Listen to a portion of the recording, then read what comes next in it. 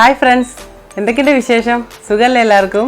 ഇങ്ങനെ പോകുന്നു. കോവിഡ് കാലമൊക്കെ അല്ലേ, വളരെ ബുദ്ധിമുട്ടാണെന്ന് അറിയാം. എന്നാലും കുഴപ്പമില്ല, എത്രയും പെട്ടെന്ന് എല്ലാം മാറി ശരിയായി വരട്ടെ. അപ്പോൾ ഇന്ന് ഞങ്ങൾ വന്നിരിക്കുന്ന ഒരു അടിപൊളി മുട്ടക്കറി ആയിട്ടാണ് കേട്ടോ. അപ്പോൾ ഇന്നത്തെ മുട്ടക്കറി നമ്മൾ സാധാരണ മുട്ടക്കറി ഉണ്ടാകും, മുട്ട പുഴുങ്ങൊക്കെ വേണ്ടേ, തേങ്ങ അരയ്ക്കണം, അതൊന്നും വേണ്ട. വളരെ എളുപ്പത്തിൽ ഉണ്ടാക്കിയെടുക്കാൻ പറ്റുന്ന ബാച്ചിലർ സ്പെഷ്യൽ ആയിട്ടുള്ളൊരു മുട്ടക്കറി ആയിട്ടാണ് ഇന്ന് ഞങ്ങൾ വന്നിരിക്കുന്നത്. അപ്പോൾ എങ്ങനെയാണ് ഈ മുട്ടക്കറി ഉണ്ടാക്കുക എന്നുള്ളത് നമുക്കൊന്ന് നോക്കി വരാം. ഞാൻ Rashmi Manoj Kumar. Welcome to delicious destinies.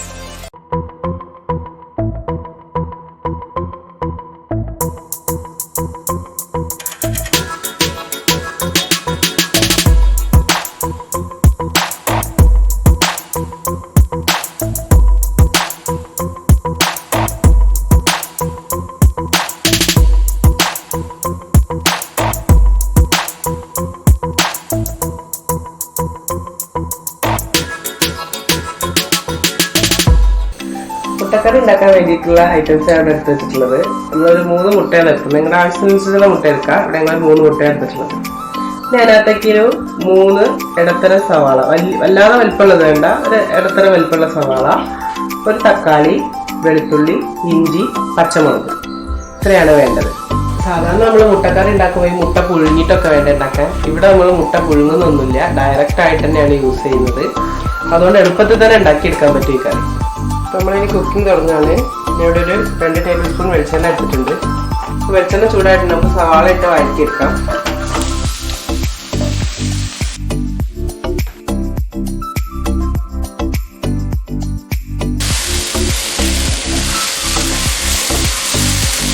നമ്മൾ ഉപ്പ് കൂടി ഇട്ടെടുത്തിട്ടുണ്ടായിരുന്നു ഉള്ളിയൊന്ന് വാടി കിട്ടാൻ വേണ്ടി. ഇപ്പം നന്നായിട്ട് വാടി കിട്ടിയിട്ടുണ്ട്.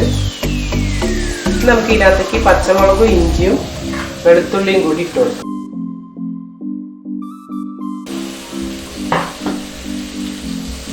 പച്ചമുളക് നമ്മൾ എരിവിനനുസരിച്ച് ചേർക്കാം കേട്ടോ. ചോറിനൊക്കെ ഉപയോഗിക്കുന്നതെന്നുണ്ടെങ്കിൽ കൂടുതൽ പച്ചമുളക് എടുക്കാം.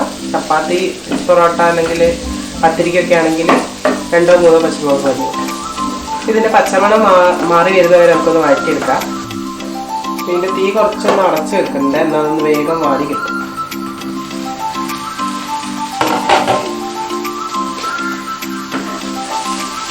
മുളകും ഇഞ്ചി വെളുത്തുള്ളി ഒക്കെ നല്ലോണം വാടി ചേർന്നിട്ടുണ്ട്.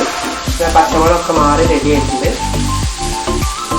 ഇനി നമുക്ക് ഇതിനകത്തേക്ക് മസാല ആഡ് ചെയ്തു.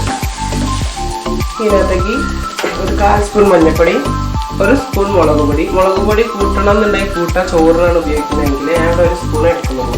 പിന്നെ 1 സ്പൂൺ നിറച്ച് മല്ലിപ്പൊടി, ഒരു 3/4 സ്പൂൺ മീറ്റ് മസാല അല്ലെങ്കിൽ ചിക്കൻ മസാല, ഇവിടെ മീറ്റ് മസാലയാണ് ചേർക്കുന്നത്. പിന്നെ ആവശ്യത്തിന് ഉപ്പ് ഇട്ട് കൊടുക്കാം. ഇത്രയായിട്ട് നന്നായി ഒന്ന് ഇളക്കിയെടുക്കാം. ഇത് നന്നായി ഇളക്കി യോജിപ്പിച്ചതിന് ശേഷം നമ്മൾ ഇതിനകത്തേക്ക് തക്കാളി ഇട്ട് കൊടുക്കുക. തക്കാളി ഒന്ന് നന്നായി മിക്സ് ചെയ്ത് വെക്കുക. അപ്പം മസാല ഇട്ടതിന് ശേഷം നമ്മൾ തക്കാളി ഇടുന്നത്. അതെച്ചാൽ തക്കാളീൻ്റെ ഉള്ളിൽ നിന്ന് കുറച്ചൊരു വെള്ളം ഇറങ്ങി വരാനില്ല. അതും കൂടി ആകുമ്പോൾ ഓവർ വെള്ളമായി പോകരുത്, കാരണം മസാല പിടിക്കില്ല ശരിക്കും. മസാലയുടെ ആ ഒരു ടേസ്റ്റ് കിട്ടണമെന്നുണ്ടെങ്കിൽ നമ്മൾ വെള്ളം ഒഴിച്ച് മസാല ഇതാക്കുന്നതിൽ നല്ലത് ഇതേപോലെ ഒന്ന് മസാല ഇട്ടതിന് ശേഷം ഒന്ന് ഇളക്കിയ ശേഷം തക്കാളി ഇട്ട് കൊടുക്കണം. എന്നാൽ മാത്രമേ ആ ഒരു ഗ്രേവിക്ക് ആ ഒരു ടേസ്റ്റ് കിട്ടുള്ളൂ. അതിന് വേണ്ടിയിട്ടാണ് നമ്മൾ തക്കാളി പിന്നെ ഇട്ട് കൊടുത്തത്. നമ്മൾ ചിക്കൻ ഉണ്ടാക്കുമ്പോഴൊക്കെ അങ്ങനെ ചെയ്ത് നോക്കി നിങ്ങൾ, അപ്പോൾ നല്ലൊരു ടേസ്റ്റ് ഉണ്ടാവും. നമുക്കിതൊന്ന് അടച്ചു വെക്കാം. ചെറിയ തീയിലാണ് ഞാൻ ഇത്രയും നേരം ചെയ്തത്. തീ കൂട്ടി വെക്കരുത്, തീ കുറച്ച് ഇതൊന്ന് അടച്ചു വെക്കാം. നല്ലൊരു മണം അടിക്കരുത് കേട്ടോ. അപ്പോൾ കുറച്ചൊരു ഗ്രേവിയായി. അതിനകത്ത് നമ്മൾ വെള്ളമൊന്നും ഒഴിച്ചിട്ടില്ല ഇതുവരെ. കുറച്ചൊരു തിക്കായിട്ടുള്ള ഗ്രേവി ആണെങ്കിൽ കുറച്ച് വെള്ളം ഒഴിച്ചാൽ മതി. നമ്മൾ വെള്ളം ഒഴിക്കാൻ പോണേ ഉള്ളൂ. ഇപ്പോൾ തന്നെ ഈ തക്കാളി ഇട്ടപ്പോൾ തന്നെ അതിൻ്റെ തക്കാളി നന്നായിട്ട് സോഫ്റ്റായി വരുമ്പോൾ തന്നെ അതിനകത്തേക്ക് അതിൻ്റെ നീരൊക്കെ ഇറങ്ങിയിട്ട് അതുപോലെ കുറച്ചൊരു ഗ്രേവി ആയിട്ട് കിട്ടുന്നുണ്ട്. ഇപ്പം മസാലയൊക്കെ നന്നായി റെഡി ആയിട്ടുണ്ട്. ഇനി നമ്മൾ ഇതിനകത്തേക്ക് വെള്ളം ഒഴിച്ച് കൊടുക്കാൻ പോവാണ്. അപ്പോൾ വെള്ളം നന്നാൽ കുറച്ചൊന്ന് അധികം ഒഴിക്കണം കേട്ടോ. ഒരു 1/2 ഗ്ലാസ്സിലും മേലെ വെള്ളം, 3/4 ഗ്ലാസ്സോളം വെള്ളം ഒഴിക്കുന്നുണ്ട്. നന്നായി ഒന്നുകൂടി ഇളക്കി മിക്സ് ചെയ്ത് വെക്കാം. 1 ഗ്ലാസ് വെള്ളം തന്നെ ഒഴിച്ചിട്ടുണ്ട് കേട്ടോ. അത് ഉള്ളിയൊക്കെ നന്നായി മൂടി നിൽക്കുന്ന രീതിയിൽ വെള്ളം ഒഴിക്കണം.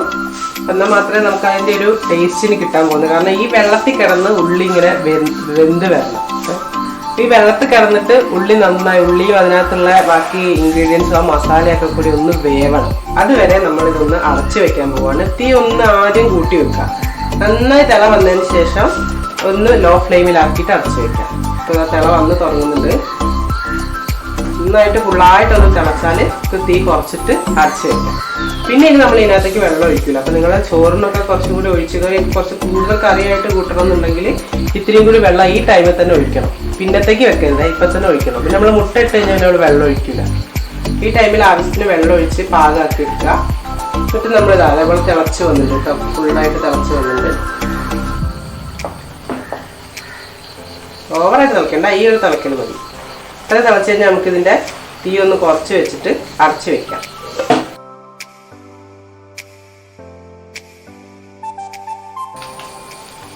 നന്നായി തിളച്ചിട്ടുണ്ട്. നമ്മുടെ ഗ്രേവിയൊക്കെ നല്ല കുറുകി സെറ്റായി വന്നിട്ടുണ്ട്. ഈ ടൈമിൽ നമുക്ക് ഇതിൻ്റെ ഉപ്പും മുളകൊക്കെ ഒന്ന് നോക്കാം. ഒക്കെ പാകത്തിനുണ്ട്. ഇനി എരിവിന് നമ്മൾ ഇത്തിരി കുരുമുളക് പൊടിയും കൂടി ആഡ് ചെയ്ത് വെക്കുന്നുണ്ട്. അതുകൊണ്ടാണ് ഞാൻ 1 സ്പൂൺ മുളക് പൊടിയാണ് നേരത്തെ ഇട്ടുണ്ടായിരുന്നത്. ഈ ടൈമിൽ നമുക്ക് കുരുമുളക് പൊടി ആഡ് ചെയ്ത് വെക്കാം. അതിൻ്റെ ഒരു ചെറിയ സ്പൂൺ കുരുമുളക് പൊടി ആഡ് ചെയ്യുന്നുണ്ട്.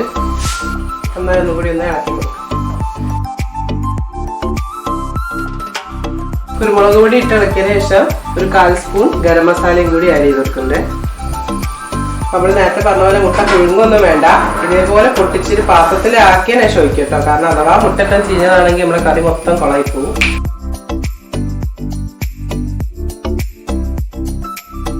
ഓരോ മുട്ട ഇട്ടാലും അതിൻ്റെ മുകളിലേക്ക് ലേശം ഉപ്പ് കുരുമുളക് ഇതേപോലെ ഒരു നുള്ള്.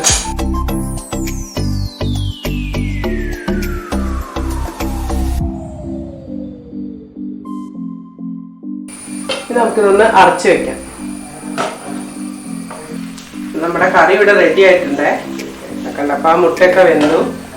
കുറേ 2 മിനിറ്റ് 3 മിനിറ്റ് മതി ഈ മുട്ട വേവാൻ വേണ്ടിയിട്ട്. അത് വെന്ത് കഴിഞ്ഞാൽ നമുക്കിത് യൂസ് ചെയ്യാം. ഇനി ഇത് ഇളക്കം പിടിക്കൊന്നും വേണ്ട, ഇതേപടി തന്നെ എടുത്ത് സെർവ് ചെയ്ത് യൂസ് ചെയ്യാം.